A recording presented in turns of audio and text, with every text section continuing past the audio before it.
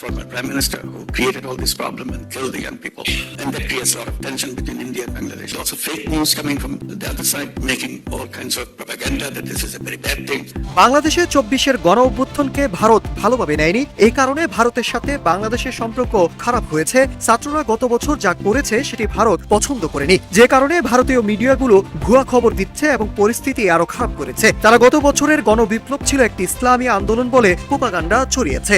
ভারতীয় সংবাদ মাধ্যম এনডিটিভি জানিয়েছে, যুক্তরাষ্ট্রের দক্ষিণ ও মধ্য এশিয়ার বিষয়ক বিশেষ দূত সার্জিও গোরের সঙ্গে বৈঠকে ভারত সম্পর্কে এসব কথা বলেন প্রধান উপদেষ্টা। সার্জিও গোরকে ১ মাস আগে ভারতের নতুন রাষ্ট্রদূত হিসাবে নিযুক্ত করেছেন মার্কিন প্রেসিডেন্ট ডোনাল্ড ট্রাম্প। এছাড়াও সাবেক প্রধানমন্ত্রী শেখ হাসিনা ভারতের আশ্রয় নেওয়ার বিষয়টিও আলোচনায় আনেন ডক্টর ইউনূস। তিনি বলেন, ভারত শেখ হাসিনাকে আশ্রয় দিয়েছেন যিনি সমস্যার সৃষ্টি করেছেন। এতে ভারত ও বাংলাদেশের মধ্যে উত্তেজনা তৈরি হয়েছে। ইতিমধ্যেই এই নিয়ে দিল্লিতে অস্তিত্ব দেখা দিয়েছে। এছাড়াও ভারতের কারণে সার্ক জোটকে পুনরুজ্জীবিত করা যাচ্ছে না বলে অভিযোগ করেন প্রধান উপদেষ্টা। তিনি বলেন, সার্ক কাজ করছে না কারণ একটি দেশের রাজনীতির সঙ্গে এটি ফিট হচ্ছে না। এছাড়াও এশিয়ার আরেক জোট আসিয়ানে যোগ দেওয়ার আগ্রহ জানিয়েছেন প্রধান উপদেষ্টা।